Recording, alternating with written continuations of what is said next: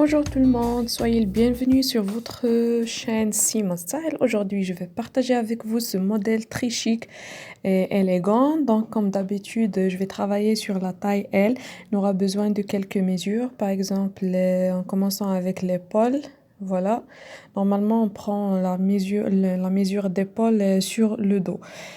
Après le tour de poitrine, donc n'oubliez pas de mettre les 4 doigts entre le ruban mètre et le corps quand vous prenez les mesures et faire tourner le ruban mètre pour que le vêtement soit confortable.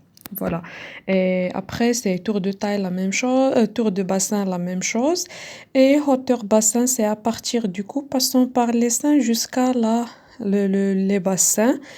Après, on demande à notre cliente de faire ce geste comme ça pour prendre la longueur des manches.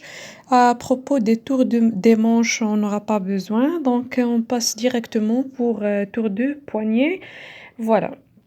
Donc, comme vous voyez ici, j'ai tracé un rectangle de 75 centimètres. Normalement, la largeur du tissu, c'est 1,50 m pour la plupart des tissus. Donc, si on le plie en deux, ça serait 75 centimètres sur la longueur de la veste volue. Pour moi, c'est 77 centimètres. Donc, pour comment fabriquer cette règle de miniature de mesure, vous trouvez le lien sur la boîte de description. Donc, on va commencer avec le dos. Le col, on va mettre 8 sur 2 et on va tracer tour de épaule divisé par 2 plus 1 cm qui est 21 et après tour de poitrine divisé par 4 plus 1 cm. J'espère que j'aille pas trop vite. Après, on va descendre avec 5 cm. Ici, on trace un angle droit sur laquelle on va prendre, on a 3 mesures. Donc, pour la taille S et M, ici, pour cette mesure ici, pour la taille SCM, on fait 23 cm. Pour la taille L et XL, on fait 24 cm. Et à partir de la taille XXL, double XL, on fait 25 cm. Donc, puisque je travaille sur la taille L, donc je vais tracer 24 cm.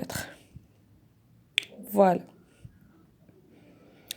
Donc, après, ici, j'ai tracé la hauteur des bassins 60 cm sous forme de pointillés. En bas, j'ai mesuré cette partie-là et je la divise en deux. Donc, ici, les 4 cm que j'ai pris pour l'ourlet, je trace cet arc comme ça. Voilà, donc ici, le tissu plié sur 2. C'est pas x4, mais x2, pardon. Et ça, c'est la partie du dos.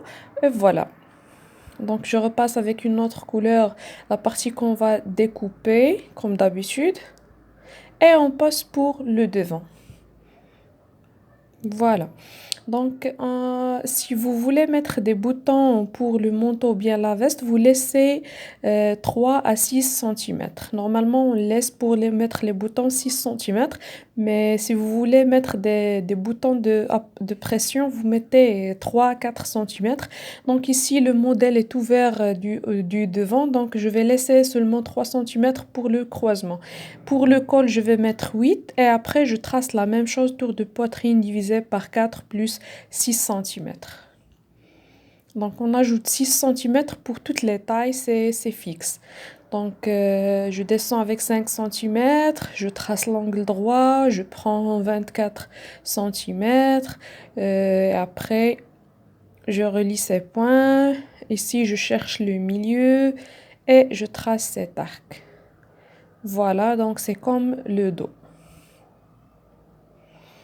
Voilà, donc ici pour le col, je descends avec 25 jusqu'à 30 cm selon vos choix, de 25 jusqu'à 30. Voilà, j'utilise mon perroquet pour tracer cet arc. Voilà, comme la photo, comme le modèle. Et voilà, donc j'ai fini. Le tissu est plié sur 2, donc c'est le devant. Côté fermé vers la gauche, côté fermé vers la droite.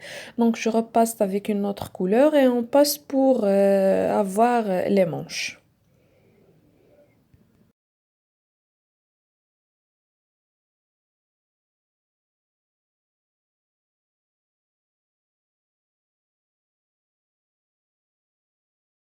Voilà, donc avant de passer vers les manches, donc on va tracer la parmenture pour bien finir le col du devant et du dos. Donc j'ai tracé 10 centimètres tout au long du devant et après je trace sous forme de pointillé.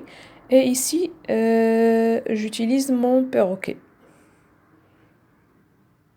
Voilà, donc ici c'est la parmenture du devant. Et on va tracer maintenant la parmenture du dos. Donc j'espère que ce modèle est très facile pour vous aussi. Voilà, 10 sur 10. On utilise toujours la même mesure qu'on trace sur le devant, on l'utilise aussi pour le dos.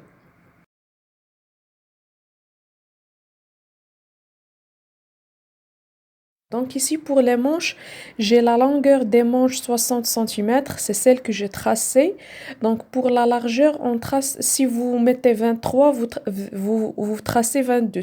Si vous faites 24 centimètres, vous mettez 23. Donc si vous mettez 25, vous mettez 24. Ça veut dire qu'on retranche toujours 1 centimètre. J'ai dit qu'on retranche toujours 1 centimètre des mesures qu'on a utilisées pour les manches. Le 1 centimètre de couture d'épaule. Donc ici, on a épaule divisé par 2 plus 1 centimètre, c'est 21 centimètres. Ça veut dire que j'ai ajouté 12 centimètres d'épaule. Donc je vais le enlever ici. Les 12 centimètres que j'ai, les 12 centimètres pour moi, pour mes mesures, parce que j'ai l'épaule égale à 40 centimètres. Voilà, donc ici, tour de poignet divisé par 2 plus 1 centimètre sur 12 centimètres. Vous pouvez, les 12 centimètres ne sont pas fixes, vous pouvez les changer selon le modèle que vous voulez, les mesures que vous voulez sur la bande des manches. Par exemple, pour moi, sur la bande, ça serait 6 centimètres. Doublé, ça serait 12 centimètres. Donc, si vous voulez plus de largeur sur la bande, vous ajoutez plus de centimètres. Donc, je vais vous expliquer ici sur ce petit dessin. Donc, ici, pour l'épaule, on fait épaule divisé par 2 plus 1 centimètre. Donc, pour ma taille, c'est 21 centimètres. Et pour la longueur des manches, pour moi, c'est 60 centimètres. Donc, ici, j'ai utilisé tour de bassin divisé par 4 plus 6 centimètres. Ça veut dire que ça veut dire j'ai 32 centimètres. Donc si j'enlève les 21 centimètres d'épaule, j'aurai ici 12 centimètres. Ça veut dire que j'ai ajouté 12 centimètres. Je l'ai retranché des manches et je l'ai ajouté pour l'épaule. Donc j'ai utilisé ces 12 centimètres pour faire les bandes. Donc ce qui reste ici, c'est 48 centimètres. C'est ce que je vais faire pour les manches.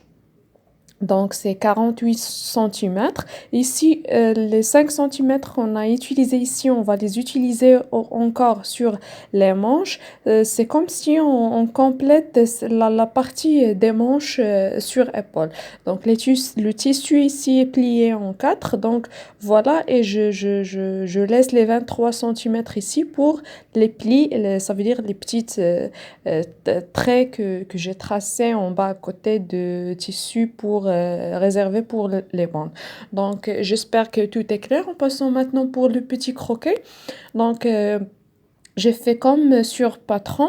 Donc maintenant, je vais coller la bande des manches et après, je vais coller la manche avec des plis. Normalement, on fait des grands plis, c'est pas des petits plis, des grands plis. Comme ça, le modèle sera parfait et clair. Et les plis seront bien clairs. Voilà, donc c'est facile à coudre. Voilà.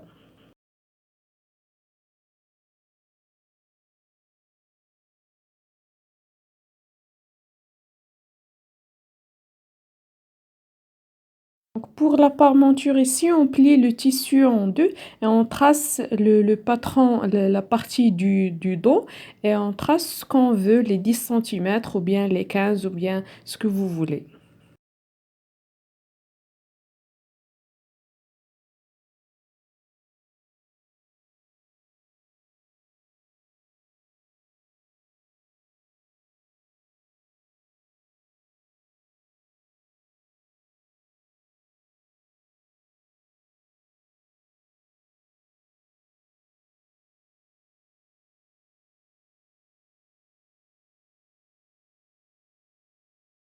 On fait la même chose pour le devant. On prend un bout de tissu, on le plie en deux, on trace la partie du devant et après on mesure la largeur de parmenture voulue et on découpe.